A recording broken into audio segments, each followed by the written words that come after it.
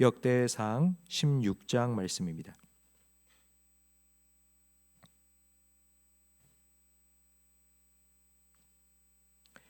역대상 16장 1절부터 3절까지 한 절씩 교독하겠습니다. 하나님의 궤를 메고 들어가서 다윗이 그것을 위하여 친 장막 가운데에 두고 번제와 화목제를 하나님께 드리니라. 다윗이 번제와 화목제 드리기를 마치고 여호와의 이름으로 백성을 축복하고 함께 읽습니다. 이스라엘 무리 중 남녀를 막론하고 각 사람에게 떡 한 덩이와 야자 열매로 만든 과자와 건포도로 만든 과자 하나씩을 나누어 주었더라. 아멘. 미국과 이란의 전쟁이 벌써 한 달이 넘었습니다.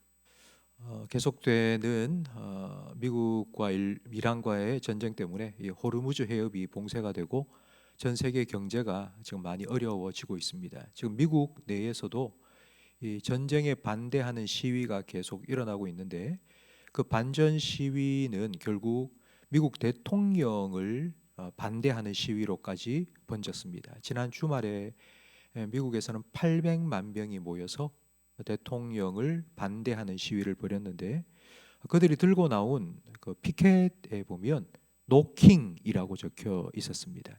No King이라는 말은 No, 없다. King, 왕. 그러니까 왕은 없다.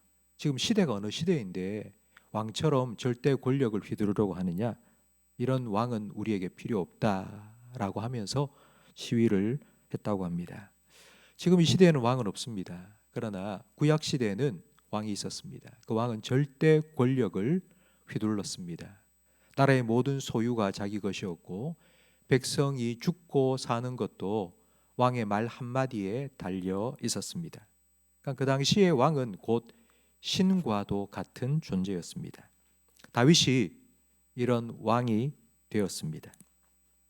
왕이 되고 난 후 주변 여러 나라들을 이제 평정하고 평화를 이룬 후에 제일 먼저 한 일이 자기가 사는 다윗 성의 예루살렘에 하나님의 언약궤를 모시고 오는 것이었습니다.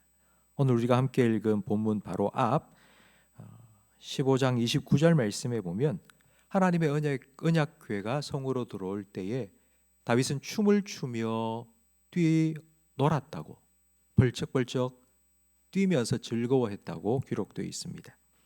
여러분, 다윗이 어떤 마음으로 이렇게 했을지를 한번 생각해 보시기 바랍니다. 다윗은 왕입니다. 수많은 백성들을 모아놓고 언약궤를 성으로 옮겨오는 의식을 하고 있습니다.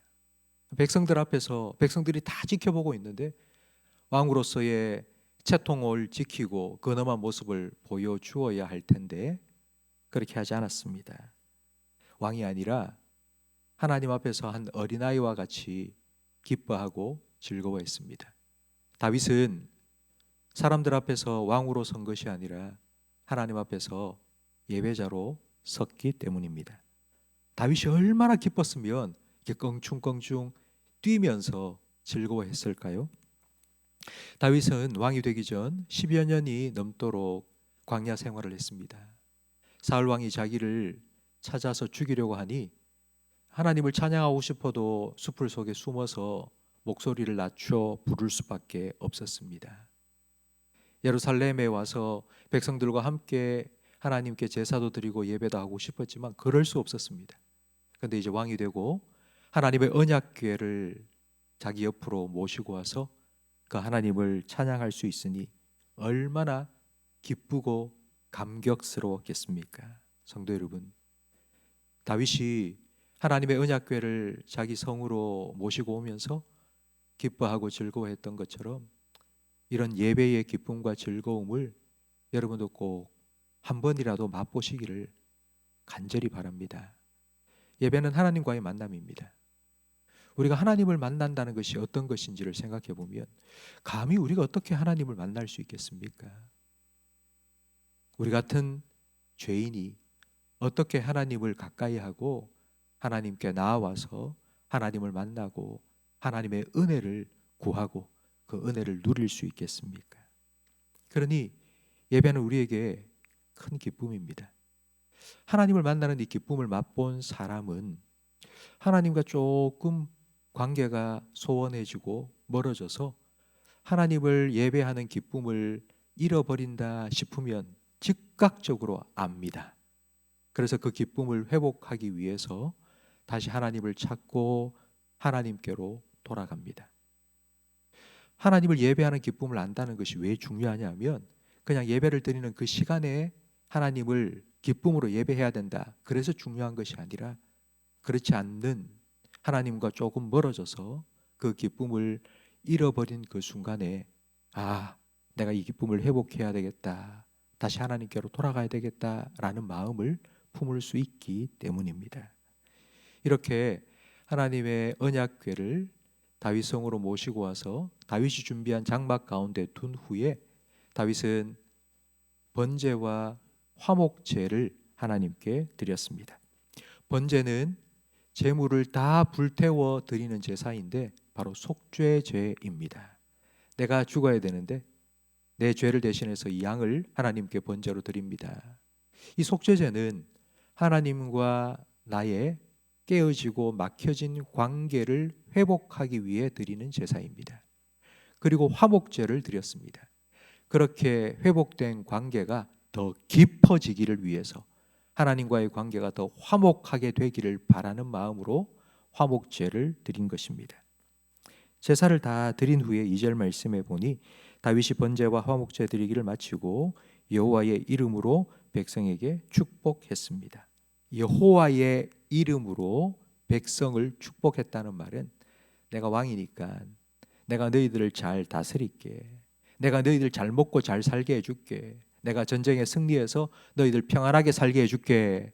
이렇게 축복한 것이 아니라 하나님의 이름으로 축복했습니다. 어떤 축복일까요? 금방 번제와 화목제를 드렸습니다. 하나님과의 관계가 늘 열려 있고 그래서 하나님 주시는 은혜를 누리며 하나님과 더 깊은 관계 속으로 들어가며 살아라. 이렇게 축복해 준 것입니다.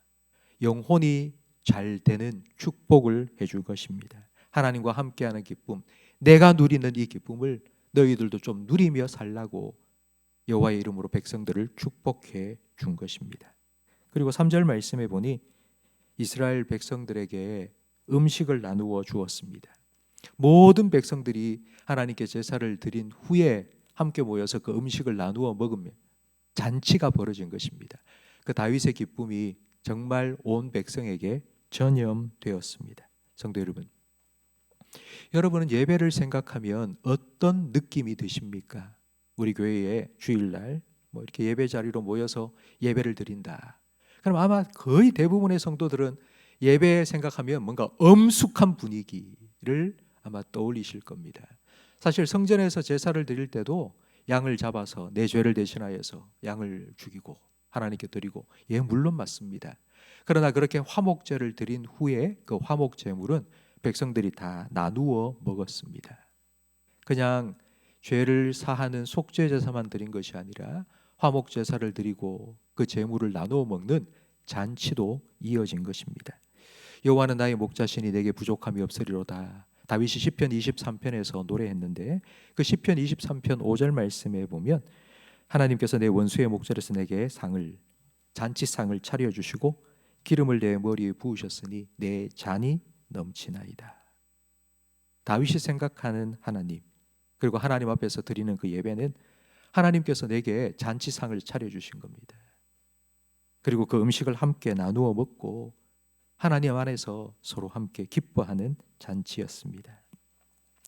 예수님께서도 세리와 죄인들과 함께 늘 먹고 마시셨습니다. 그런 예수님을 향해서 먹기를 탐하는 자라고 바리새인들은 욕했습니다. 예수님은 늘 천국을 잔치로 비유하셨습니다. 천국은 혼인잔치와 같다. 탕자가 돌아오자 아버지가 돌아온 탕자를 위해서 잔치를 베풀었다.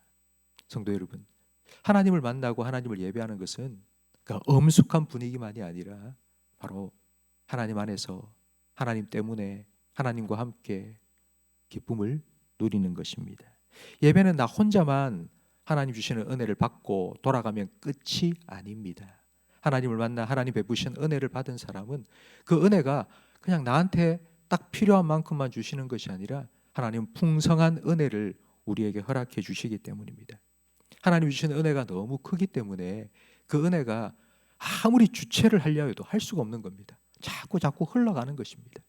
다윗처럼 다윗의 기쁨을 온 백성과 함께 나누며 음식을 나누어 먹고 기뻐했던 것처럼 하나님께서 우리에게 주신 그 은혜가 우리를 통해서 흘러가야 합니다. 그래서 은혜의 잔치가 벌어져야 합니다. 이것이 우리가 사모해야 할 예배입니다. 성도 여러분, 저는 우리 성도들이 이런 예배를 한번 맛보기를 바랍니다. 이런 예배를 경험할 수 있기를 바랍니다. 한 번이라도 하나님의 선하심을 맛보아 알면 또 찾고 또 기대하고 또 사모하고, 그래서 그것을 사모하며 기도할 수 있기 때문입니다. 성도 여러분, 우리 교회를 위해서 여러분 기도하실 때에 무엇보다도 예배를 위해서 기도해 주십시오. 하나님 안에서 참된 기쁨을 맛보는 예배가 되게 해달라고. 그리고 예배를 끝나고 나면 하나님께서 주신 그 은혜를 함께 나눌 수 있는 그런 잔치와 같은 잔치가 늘 벌어지는 우리 교회가 되게 해달라고 기도해 주시기 바랍니다. 성도 여러분, 오늘 이 새벽에 기도의 자리에 나오신 여러분, 하나님을 만나는 기쁨을 누리시기 바랍니다. 그리고 오늘 하루 그 하나님과 함께하는 임마누엘의 축복을 누리시기 바랍니다. 임마누엘의 하나님께서 여러분에게 주시는 그 은혜를 여러분이 먼저 듬뿍 받고, 그 은혜를 여러분과 함께 살아가는 여러분의 남편에게, 여러분의 아내에게, 그리고 여러분의 자녀들에게 흘려보내며 은혜의 잔치가 여러분의 삶의 자리, 가정에서, 일터에서 여러분 때문에 벌어지기를, 다윗 때문에 온 예루살렘에 모인 모든 백성들이 잔치를 벌였던 것처럼 그런 기쁨의 잔치, 은혜의 잔치가 우리를 통해서 여러분의 삶의 자리에 벌어질 수 있기를 예수님의 이름으로 축복합니다. 기도하겠습니다. 하나님 아버지, 우리에게도 다윗에게 주신 그 하나님을 예배하는 기쁨과 즐거움을 회복시켜 주시옵소서. 이 기쁨을 우리에게 회복시켜 주시기 위해서 예수님을 우리의 속죄제로 그리고 화목제물로 보내어 주심을 믿습니다. 예수 그리스도와 함께 은혜의 보좌 앞에 담대히 나아가 하나님을 만나는 기쁨을 우리 모든 성도들이 맛보고 누리게 해 주시옵소서. 그래서 그 기쁨이 우리 안에서 솟아나게 하시고, 그래서 그 기쁨과 은혜가 우리를 통해 흘러가게 해 주시옵소서. 오늘 하루 처음 시간 하나님 앞에 나와 기도하며 찬양하며 말씀 듣고 시작하는 우리 모든 성도들에게 하나님께서 하나님과 동행하는 임마누엘의 은혜를 허락하여 주시고, 우리가 살아가는 우리의 삶의 자리에서 그 하나님의 은혜를 흘려보내며 살아가게 해 주시옵소서. 예수님 이름으로 기도합니다. 아멘.